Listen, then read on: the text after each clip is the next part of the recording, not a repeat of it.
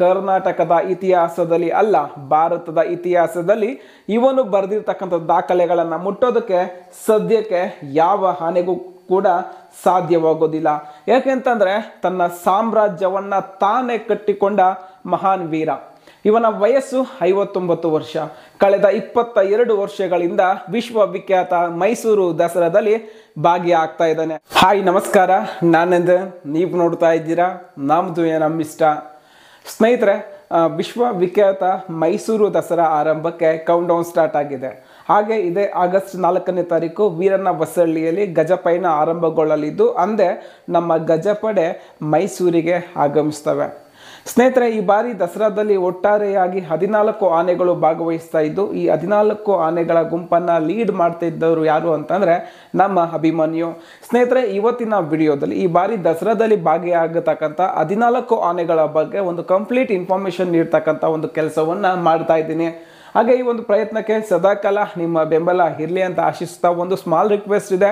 ನೀವಿನ್ನೂ ನನ್ನ ಚಾನಲ್ಗೆ ಸಬ್ಸ್ಕ್ರೈಬ್ ಆಗಿಲ್ಲ ಅಂತಂದರೆ ದಯವಿಟ್ಟು ಸಬ್ಸ್ಕ್ರೈಬ್ ಆಗಿ, ಹಾಗೆ ವಿಡಿಯೋ ಇಷ್ಟ ಆದರೆ ಲೈಕ್, ಶೇರ್, ಕಾಮೆಂಟ್ ಮಾಡಿ ಅಂತ ಹೇಳ್ತಾ ಬನ್ನಿ ವಿಡಿಯೋ ಸ್ಟಾರ್ಟ್ ಮಾಡೋಣ. ಸ್ನೇಹಿತರೆ, ವಿಶ್ವವಿಖ್ಯಾತ ಮೈಸೂರು ದಸರಾದ ಪ್ರಮುಖ ಆಕರ್ಷಣೆ ನಮ್ಮ ಗಜಪಡೆ. ಹಾಗೆ 750 kg ತೂಕದ ಚಿನ್ನದ ಅಂಬಾರಿಯನ್ನು ಹೊತ್ತು ಸಾಗತಕ್ಕಂಥ ನಮ್ಮ ಕ್ಯಾಪ್ಟನ್. ಈ ಬಾರಿ ಅಂಬಾರಿ ಆನೆಯಾಗಿ ನಮ್ಮ ಅಭಿಮನ್ಯು ತನ್ನ ಜವಾಬ್ದಾರಿಯನ್ನ ನಿರ್ವಹಿಸಲಿದ್ದಾನೆ. ಇನ್ನು ಅಭಿಮನ್ಯುವಿನ ಬಗ್ಗೆ ಮಾತಾಡೋದಾದ್ರೆ, ಕರ್ನಾಟಕದ ಇತಿಹಾಸದಲ್ಲಿ ಅಲ್ಲ, ಭಾರತದ ಇತಿಹಾಸದಲ್ಲಿ ಇವನು ಬರೆದಿರ್ತಕ್ಕಂಥ ದಾಖಲೆಗಳನ್ನು ಮುಟ್ಟೋದಕ್ಕೆ ಸದ್ಯಕ್ಕೆ ಯಾವ ಆನೆಗೂ ಕೂಡ ಸಾಧ್ಯವಾಗೋದಿಲ್ಲ. ಯಾಕೆಂತಂದ್ರೆ ತನ್ನ ಸಾಮ್ರಾಜ್ಯವನ್ನ ತಾನೇ ಕಟ್ಟಿಕೊಂಡ ಮಹಾನ್ ವೀರ. ಇವನ ವಯಸ್ಸು 59 ವರ್ಷ. ಕಳೆದ 22 ವರ್ಷಗಳಿಂದ ವಿಶ್ವವಿಖ್ಯಾತ ಮೈಸೂರು ದಸರಾದಲ್ಲಿ ಭಾಗಿಯಾಗ್ತಾ ಇದ್ದಾನೆ. ಇವನ ಎತ್ತರ 8 ಅಡಿ 11 ಇಂಚು, ಹಾಗೆ ಇವನ ಉದ್ದ 11 ಅಡಿ 4 ಇಂಚು. ಇವನ ಒಟ್ಟಾರೆ ತೂಕ 5640 kg ಇದ್ದ ಕಳೆದ ದಸರಾದಲ್ಲಿ. ಸ್ನೇಹಿತರೆ, ಇವನ ಬಗ್ಗೆ ಹೇಳ್ತಾ ಇದ್ದೀವಲ್ಲ, ಇವನ ಬಗ್ಗೆ ಒಂದು ದೊಡ್ಡ ಪುಸ್ತಕವನ್ನೇ ನಾವು ಬರಿಬೋದು. ಯಾಕೆಂತಂದ್ರೆ ಇವನ ದಾಖಲೆಗಳು ಇಂಥದ್ದಲ್ಲ. ಒಂದು ಕ್ಯಾಪ್ಚರಿಂಗ್ ಆಗಿರ್ಬೋದು ಅಥವಾ ದಸರಾದಲ್ಲೇ ಆಗಿರ್ಬೋದು. ಸೊ ಎಲ್ಲಿ ಯಾವ ರೀತಿಯ ಒಂದು ಬಿಹೇವಿಯರ್ ತೋರಿಸ್ಬೇಕು ಅಂತ ನಮ್ಮ ಅಭಿಮನ್ಯುವಿಗೆ ತುಂಬ ಚೆನ್ನಾಗಿ ಗೊತ್ತು.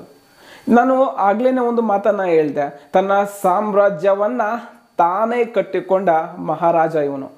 ಯಾಕೆ ಅಂತಂದರೆ, ನೀವು ಯಾವ ಆನೆನಾದರೂ ನೋಡ್ಕೊಳ್ಳಿ, ಮಹೇಂದ್ರ ಆಗಿರ್ಬೋದು, ಧನಂಜಯ ಆಗಿರ್ಬೋದು, ಏಕಲವ್ಯ ಆಗಿರ್ಬೋದು, ಮಿಸ್ಟರ್ ಕಂಜನ್ ಆಗಿರ್ಬೋದು, ಗೋಪಿ, ಸೊ ಈ ಥರ ಹೇಳ್ತಾ ಇದ್ರೆ ಪ್ರತಿಯೊಂದು ಆನೆಯನ್ನು ಇವನೇ ಕ್ಯಾಪ್ಚರ್ ಮಾಡಿದ್ದು.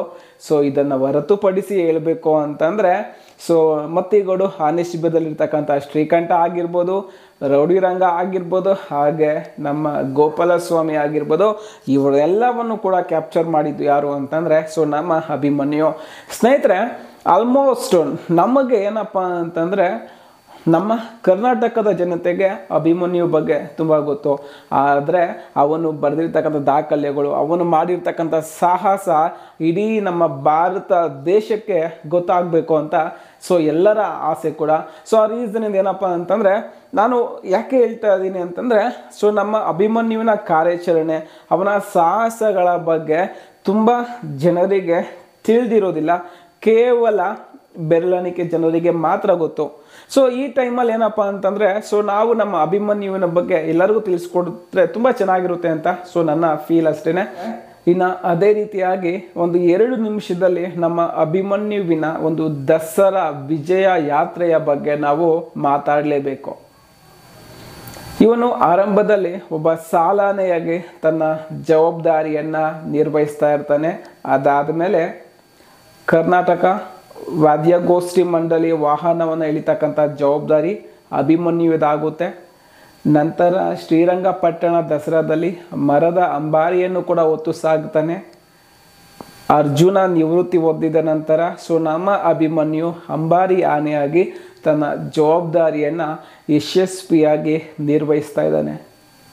ಅಭಿಮನ್ಯು ರಾತ್ರೋರಾತ್ರಿ ರಾಜ ಆಗಿದ್ದಲ್ಲ, ತನ್ನ ಸಾಮ್ರಾಜ್ಯವನ್ನು ತಾನೇ ಕಟ್ಟಿಕೊಂಡು ಹಂತವಾಗಿ ಈ ಒಂದು ಮಟ್ಟಕ್ಕೆ ಬೆಳೆದಿದ್ದಾನೆ. ಸ್ನೇಹಿತರೆ, ಒಂದೇ ಮಾತು ಹೇಳೋದು ಏನು ಅಂತಂದರೆ ಸೊ ಅಭಿಮನ್ಯುವಿನ ಒಂದು ವಿಜಯ ಯಾತ್ರೆ ಏನಿದೆಯಲ್ಲ ಇದೆಲ್ಲರಿಗೂ ಕೂಡ ತಿಳಿಯಬೇಕು ಅಂತಕ್ಕಂಥದ್ದೇ ಈ ಒಂದು ವಿಡಿಯೋ ಇಂಟೆನ್ಷನ್. ಸೊ ನನಗೆ ತಿಳಿದಿರೋಷ್ಟು ನಮ್ಮ ಅಭಿಮನ್ಯುವಿನ ಬಗ್ಗೆ ಸೊ ನಿಮಗೆ ತಿಳಿಸ್ಕೊಟ್ಟಿದ್ದೀನಿ. ಹಾಗೆ ನಿಮಗೆ ನಮ್ಮ ಅಭಿಮನ್ಯುವಿನ ಬಗ್ಗೆ ಏನು ಅನ್ನಿಸ್ತು ಅನ್ನೋದ್ರ ಬಗ್ಗೆ ಕಾಮೆಂಟ್ ಮಾಡಿ. Thank you.